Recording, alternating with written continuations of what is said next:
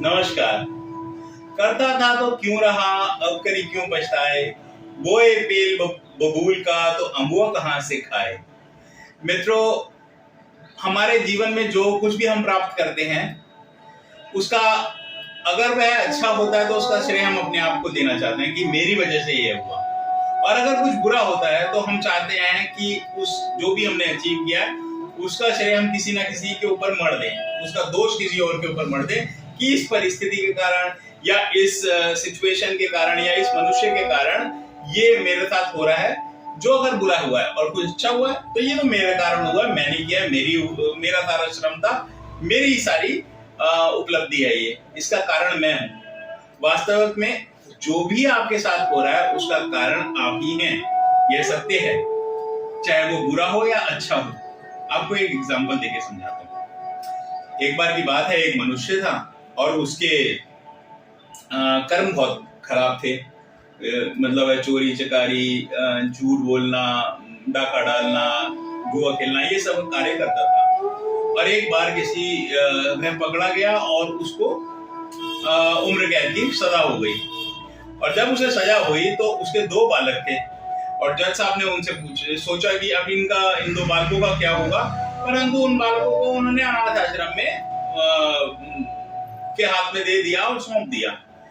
और इस बात को जब 10-12 साल हो गए, बच्चों की उम्र उस समय 10 साल थी और जब 10-12 साल बाद वो 20-22 साल के बच्चे जवान हो गए, तो जज ने सोचा कि क्यों ना एक बार जाकर उनसे मिलूं, देखूं उनका हालचाल क्या है। उनके मन में था कि मेरी वजह से मतलब मैंने उस मनुष्य को उम्र कैद की थी और ये बच्चों का हो गया है, जो भी अनाथ आश्रम में जाना पड़ा, चलो उनको जाके मिलता हूं। तो वो ढूंढते ढूंढते उनका एड्रेस पहुंचे तो एक का तो पता चला वह जेल में है।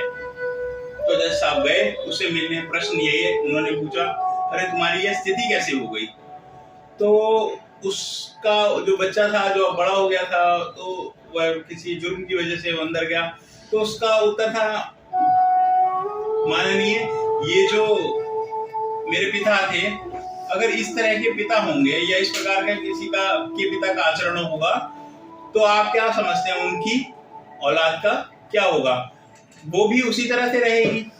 तो जज साहब को यह उत्तर काफी ठीक लगा कि भाई सिचुएशन ऐसी थी, तो इसका यहाँ पर होना कहीं हद तक ठीक है। तो पर वह उसे जज साहब ने बोला कि कोई बात नहीं बच्चे, आगे से थोड़ा सा अपने कर्म सुधारो और अच्छा करने की कोशिश करो, और तुम्हारी जो भी सजा है इसको काट के अच्छे तरफ अपना ध्यान लगाओ, अच्छे कर्मों की तरफ।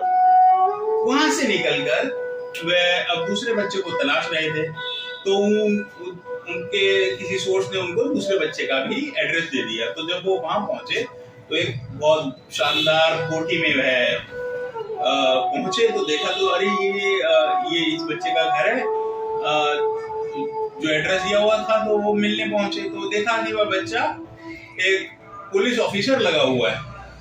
तो उन्होंने देख के अचंभित हो गए। तो प्रश्न वही कि अरे बेटा, ये आप इस तरह से पुलिस ऑफिसर कैसे बन गए? तो उत्तर भी सेम था उसका कि उसने भी यही बोला कि माननीय, इस तरह के पिता होंगे तो आप क्या समझते हैं कि औलाद क्या करेगी? क्या वही फॉलो करेगी या कुछ अलग करना चाहेगी? ऑब्वियसली औलाद ने इतना बुरा समय देख लिया है तो वो अपना प्रयास करेगी कि कुछ अच्छे कर्म करके कुछ अच्छी तरफ से अपने आप को समाज के लिए कुछ अच्छा करूं और आगे बढ़ूं, ना कि वही नकारात्मक कर्म करके फिर वही उसी तरह का जेल काटूं। तो मित्रों, 2 मनुष्य सेम परिस्थिति में रहते हुए अलग अलग विचारधारा रखते हैं। एक ने सोचा कि इस परिस्थिति से कैसे मैं अच्छी तरह से बाहर निकलूं, दूसरे ने उसी परिस्थिति को मान लिया कि यही मेरा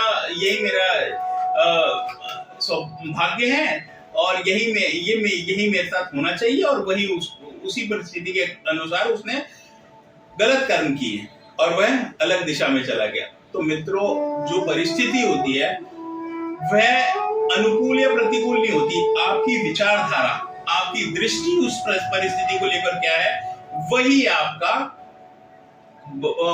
बाद में आपका भविष्य बन जाता है।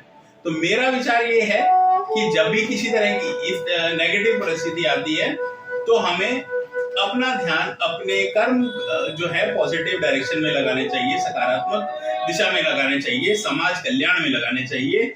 हमारा स्वयं कल्याण हो जाएगा अगर हम समाज कल्याण की सोचते हैं, क्योंकि जो दूसरों के बारे में सोचता है उसके लिए सब नहीं, ईश्वर उसके बारे में सोचता है। धन्यवाद, नमस्कार, जय श्री राम।